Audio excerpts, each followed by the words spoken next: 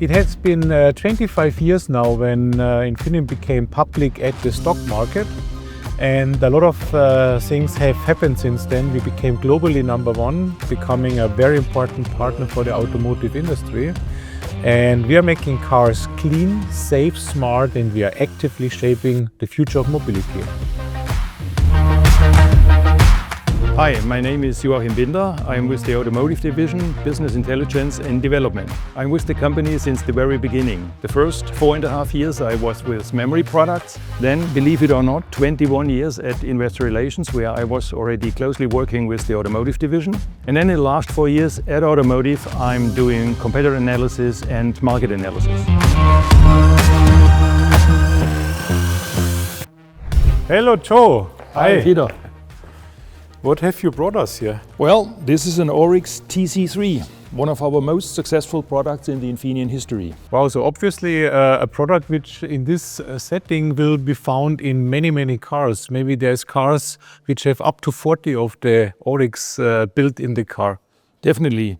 And it was not always the case at the very beginning. It was partly a loss-making business, but then when we turned from a single core design to a multi-core design, so around 2010, then it was a real success story. The AURIX family became the gold standard for safety-critical applications, and we are the undoubted number one in the automotive microcontroller world. When you look back 25 years, what was your highlight? Yeah, basically I would say 77 gigahertz radar, because we developed a silicon germanium solution where 8 gallium arsenide chips have been integrated into 2 SiGe chips. And we have been nominated for the most important German Innovation Award. And we basically democratized the radar solutions in the car. So basically from high-end car, it trickled down to entry-level cars and made driving a car more safe. Joe, you are now 25 years with the company. We worked a lot together in many things. I still remember things like the Capital Market Day, our investor relation activities. After so many years, why does Infineon matter to you, Joe? Well, basically it was a constant change. At the beginning, the company was a DRAM company from 2000 to 2006. Then it was a communication company from 2006 to 2011. And from 2011 onward, it was an automotive company. On the other hand, it was interestingly to see how a product or a demonstrator became finally a product. So this change from a demonstrator to a real product was fascinating. And then finally, the broad product portfolio of Infineon. We are not a mono-product company. We have so many different technologies which we can share between the divisions. Yeah, having such a broad portfolio definitely is a strategic advantage for Infineon in the automotive industry. Yeah.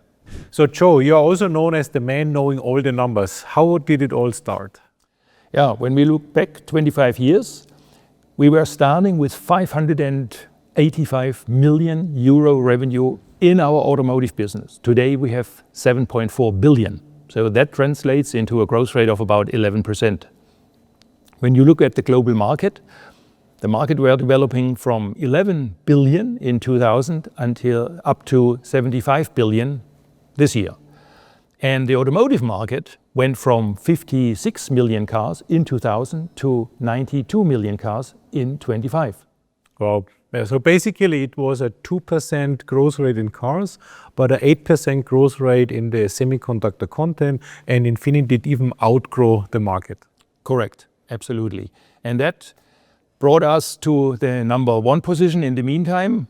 Keep in mind, remember, we were starting as a number 4 back in 2000. We became the number 1 for the first time in 2017. And today we are the number 1 with a market share of 13.5%. You mentioned the ongoing transformation in the automotive industry.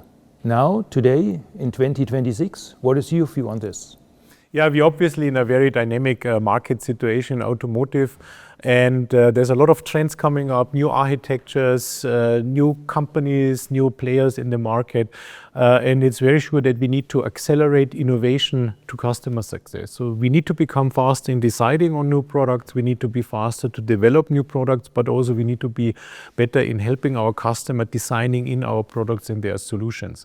So it's at the end also a lot about digitalization and standardization. So let's talk about growth drivers and your perspective on this. Yeah, obviously electromobility is one. There's about 25% of the global CO2 emission comes from transportation, and road transportation being a key contributor there. And electric drivetrain will be the new normal, and we are supporting that with basically the broadest portfolio in the market using silicon carbide, but also gallium nitride technologies. So the car of the future will be fully electrified, autonomous, connected and cyber secure. The second growth driver is the software-defined vehicle. It will become tomorrow's reality. It is so important that it is even written in our core beliefs, right? Yeah, it's a driver becomes a passenger and a car becomes an even smarter car. Think about you have a software-defined vehicle which you can upgrade and update, and you always have a very modern car. Right, and how can we as a semiconductor benefit from this? You mentioned the car must be upgradeable.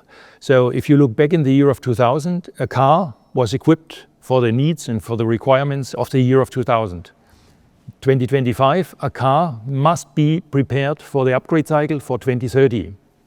And this, I would call over-equipping, overstaffing, is one growth driver for us. This is content growth per car. Yeah, and it's all about software, obviously, if it's a software-defined vehicle, but also you need to make sure that the hardware is prepared. That's why we need a lot of more Ethernet solution products, our recent acquisition.